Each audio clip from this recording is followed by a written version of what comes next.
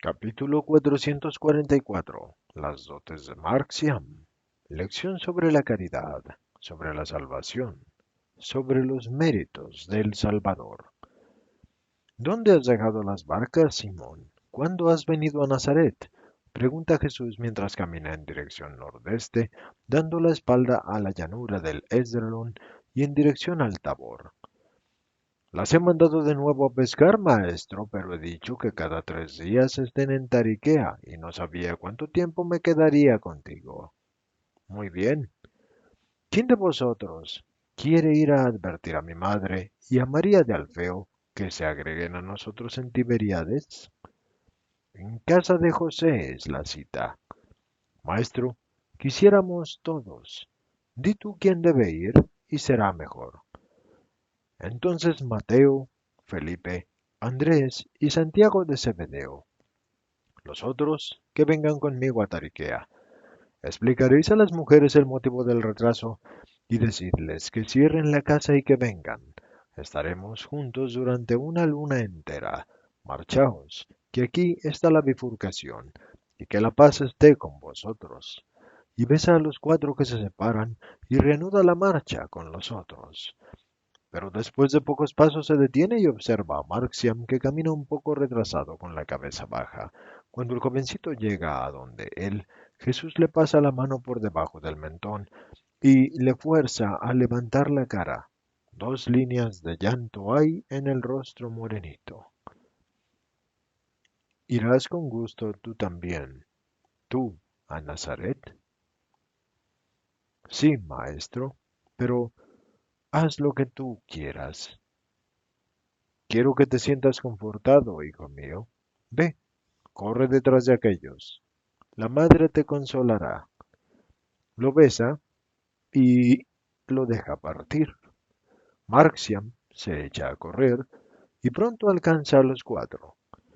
Esto debía un niño, observa Pedro, y sufre mucho.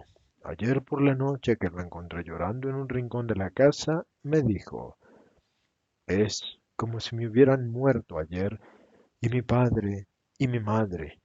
La muerte del anciano padre me ha abierto de nuevo todo el corazón, dice Juan. Pobre hijo, pero ha sido buena cosa el que haya estado presente en esa muerte, dice el celote. Se había hecho tantas ilusiones de poder hacer algo por el anciano.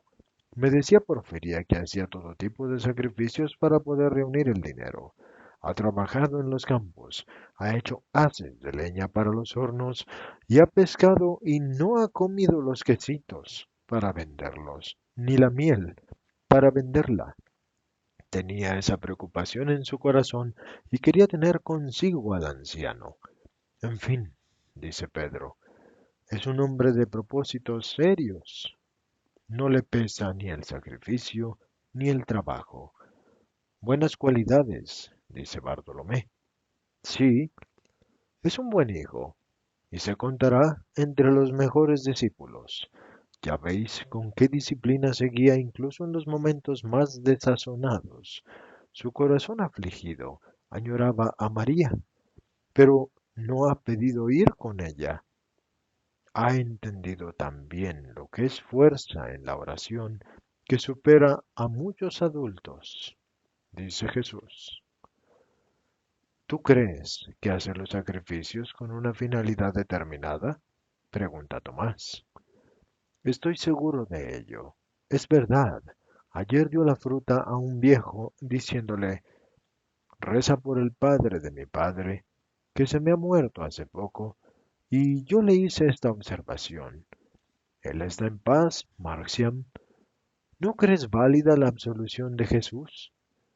Me respondió, la creo válida, pero al ofrecer sufragios pienso en las almas por las que ninguno reza y digo, si a mi padre ya no le hace falta, pues que vayan a estos sacrificios para aquellos en quien nadie piensa.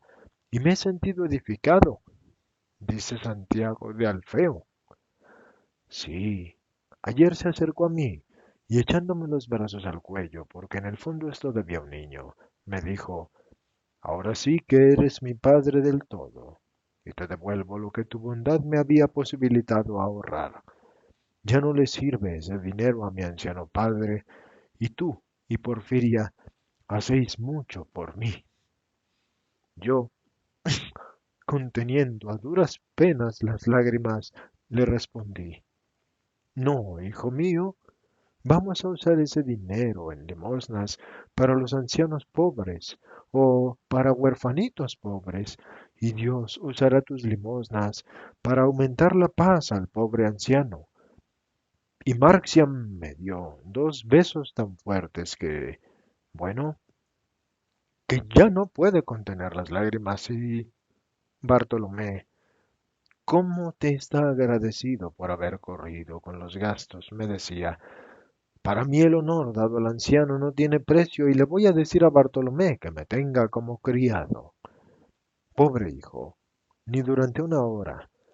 Él sirve al Señor y nos edifica a todos.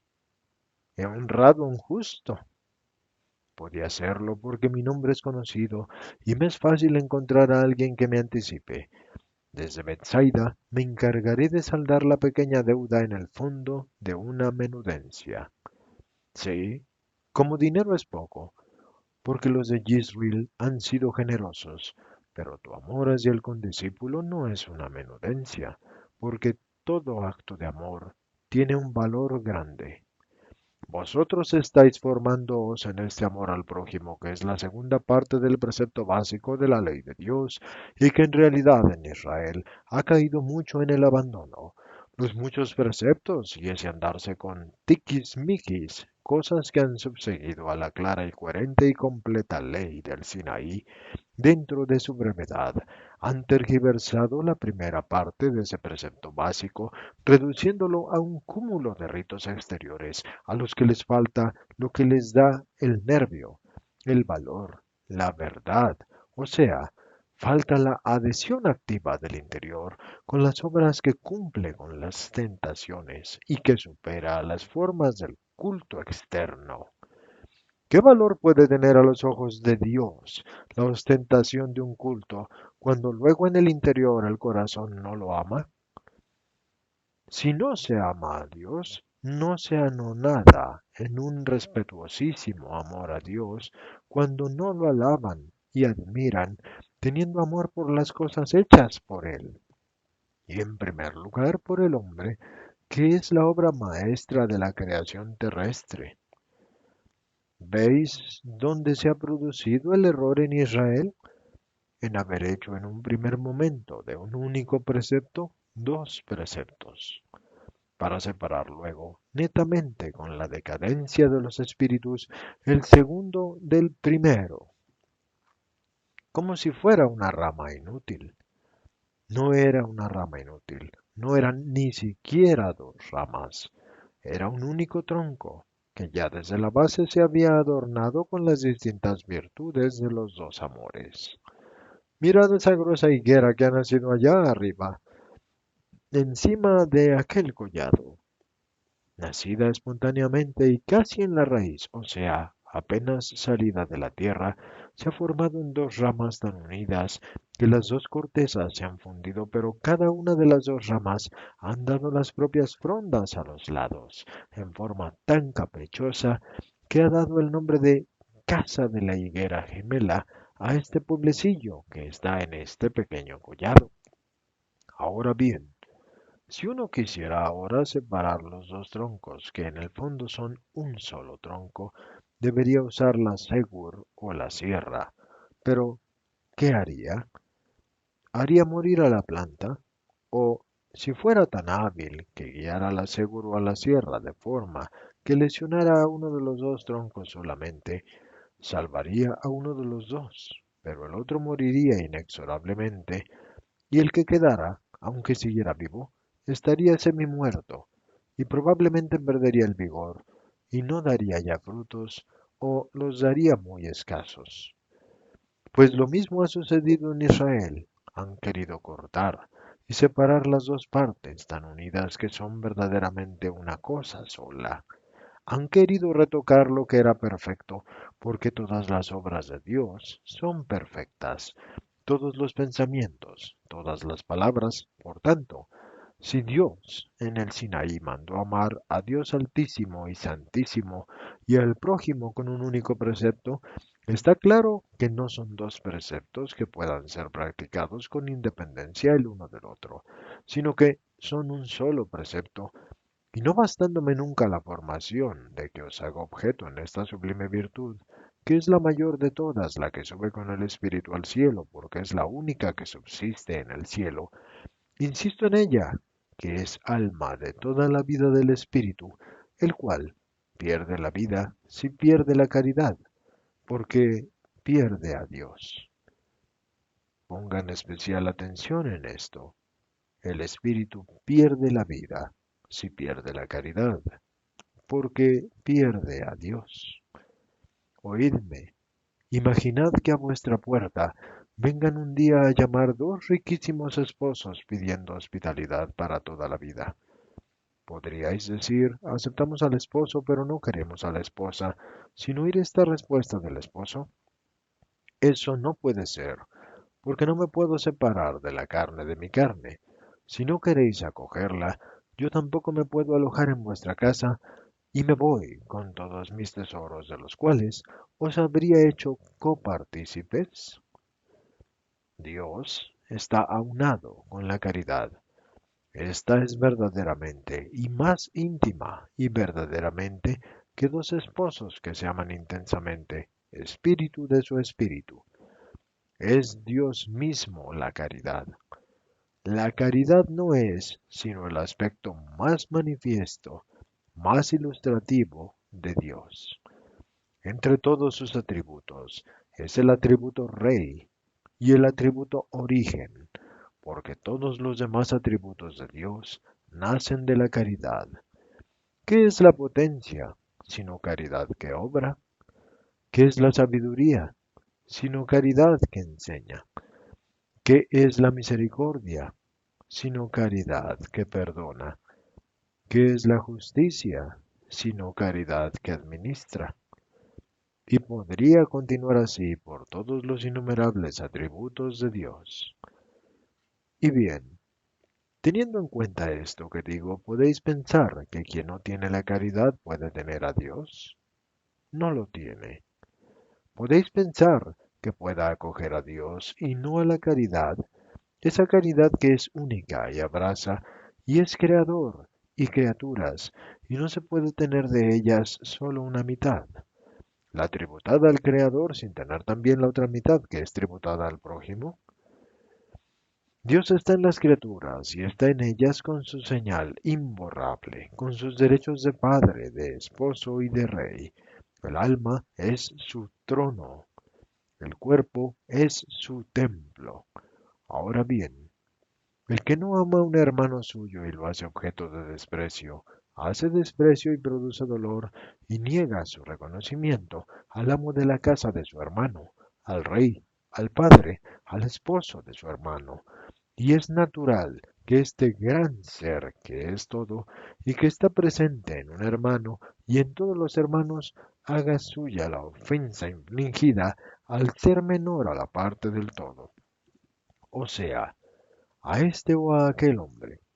Y por este motivo os he enseñado las obras de misericordia corporales y espirituales, y por esto os he enseñado a no escandalizar a los hermanos, por esto os he enseñado a no juzgar, a no despreciar, a no rechazar a los hermanos, ya sean buenos o ya sean no buenos, fieles o gentiles, amigos o enemigos, ricos o pobres.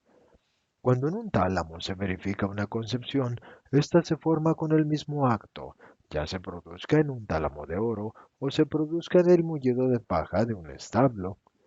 Y la criatura que se forma en el seno regio no es distinta de la que se forma en el seno de una mendiga. La concepción y el hecho de formar un nuevo ser es igual en todos los puntos de la tierra, cualquiera que fuere su religión. Todas las criaturas nacen como nacieron Abel y Caín, del seno de Eva. Y a la igualdad de la concepción y la formación y modo de nacer de los hijos de un hombre y de una mujer en la tierra.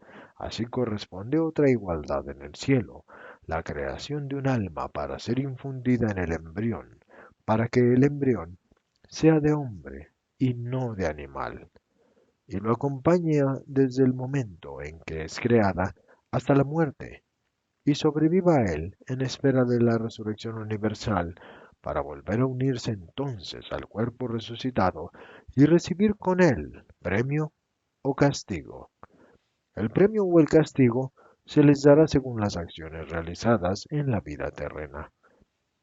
¿Por qué no os pensáis que la caridad es injusta y que sólo porque muchos no vayan a ser de Israel o de Cristo, y aun siendo virtuosos en la religión que siguen y convencidos de estar en la verdadera, vayan a permanecer para toda la eternidad sin premio? Después del fin del mundo, ninguna virtud sobrevivirá, solamente sobrevivirá la caridad. Escuchad y poned especial atención. Después del fin del mundo, ninguna virtud sobrevivirá, sino sólo la caridad, o sea, la unión del Creador y de todas las criaturas que vivieron con justicia. No habrá muchos cielos, uno para Israel, uno para los cristianos, uno para los católicos, uno para los gentiles, uno para los paganos.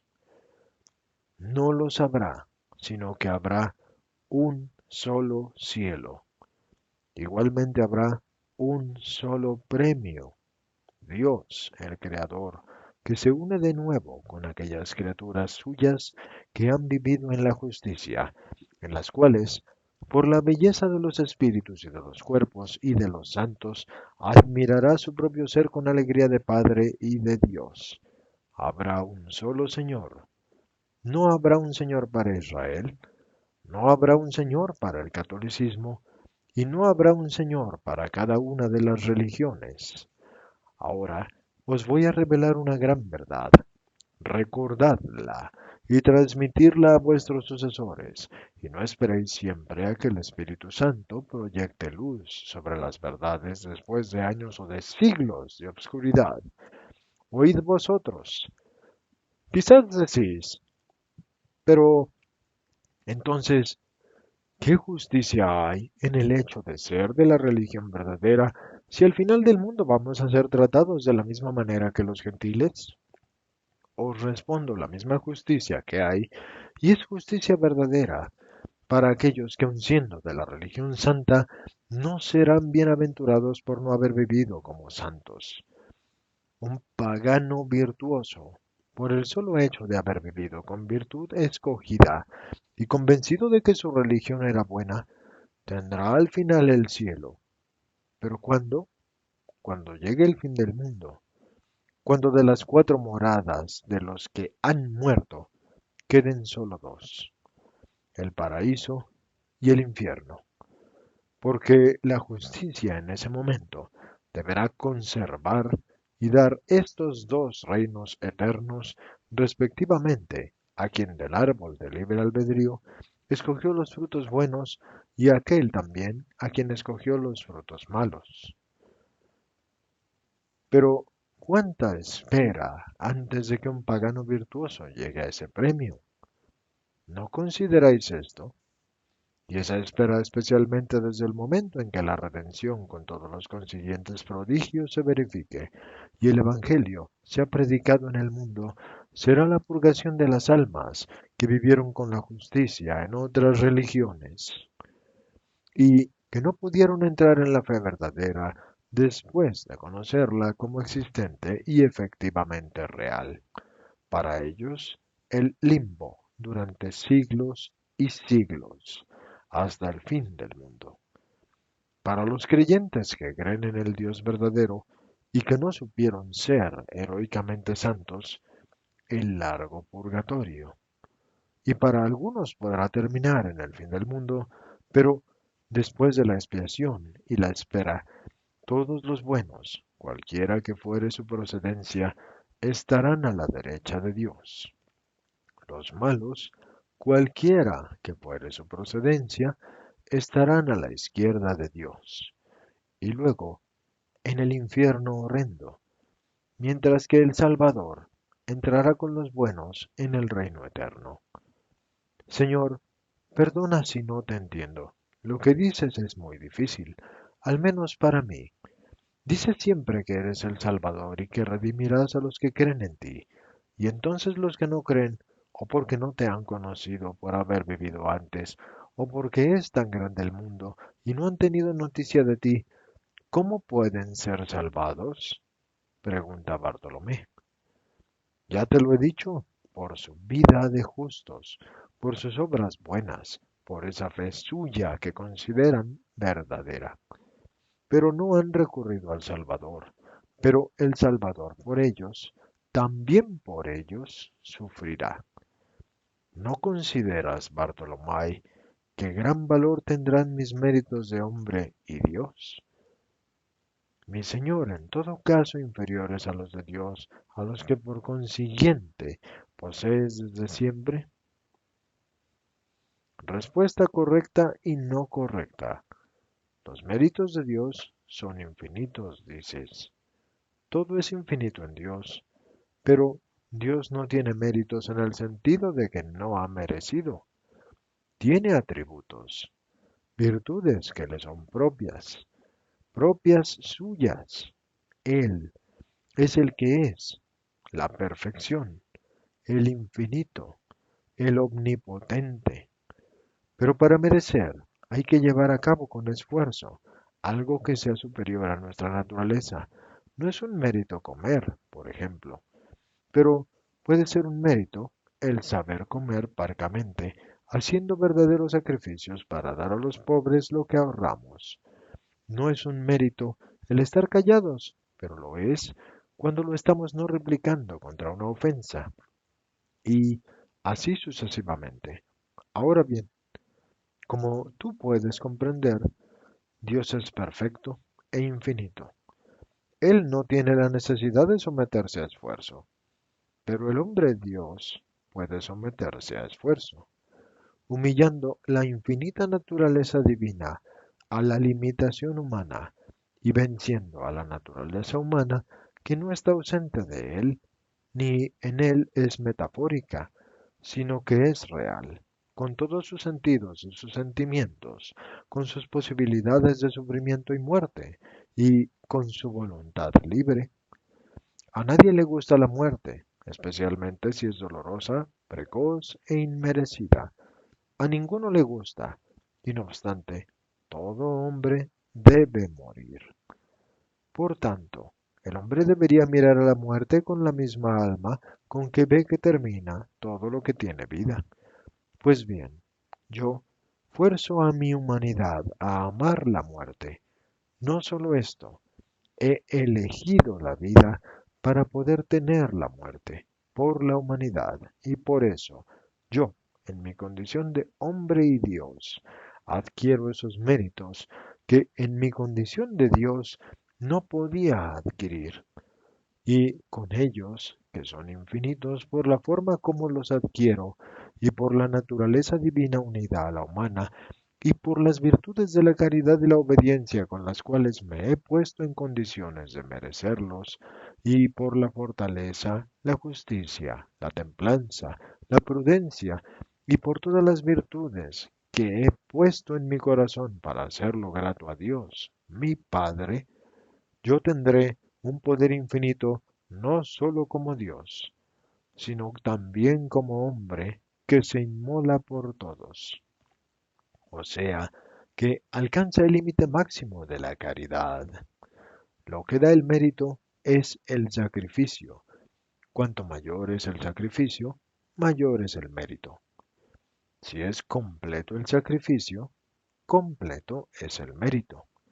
Si perfecto es el sacrificio, perfecto es el mérito, y utilizable según la santa voluntad de la víctima a la que el Padre le dice, sea como tú quieres, porque la víctima lo ha amado sin medida y ha amado al prójimo sin medida. Y os digo que el más pobre de los hombres puede ser el más rico y beneficiar a un número sin medida de hermanos si sabe amar hasta el sacrificio. Os digo que aunque no tuvierais ni una migaja de pan, ni un vaso de agua, ni un vestido roto, podríais hacer un bien siempre. ¿Cómo? Orando y sufriendo por los hermanos. ¿Hacer un bien a quién? ¿A todos? ¿De qué forma? De mil maneras, todas santas, porque si supierais amar, sabríais obrar como Dios, y enseñar, y perdonar, y administrar, y, como el hombre Dios, redimir. Oh Señor, danos esta caridad, suspira Juan. Os la da Dios, porque se da a vosotros, pero vosotros debéis acogerla y practicarla cada vez más perfectamente. Ningún hecho debe estar para vosotros separado de la caridad, desde los hechos materiales a los del espíritu. Todo se haga con caridad y por la caridad. Santificad vuestras acciones, vuestras jornadas, y poned la sal en vuestras oraciones, la luz en vuestras acciones, la luz, el sabor, la santificación, es la caridad. Sin ella, nulos son los ritos y vanas las oraciones, falsas las ofrendas. En verdad os digo que la sonrisa con que un pobre os saluda como hermanos tiene más valor que el saco de monedas que uno puede arrojaros a los pies solo para ser notado. Sabed amar y Dios estará con vosotros siempre. Enséñanos a amar así, Señor. Hace 2 años que lo estoy haciendo. Haced lo que me veis hacer, y estaréis en la caridad, y la caridad estará en vosotros, y tendréis el sello, el crisma, la corona que harán que seáis verdaderamente reconocidos como ministros de Dios. Caridad.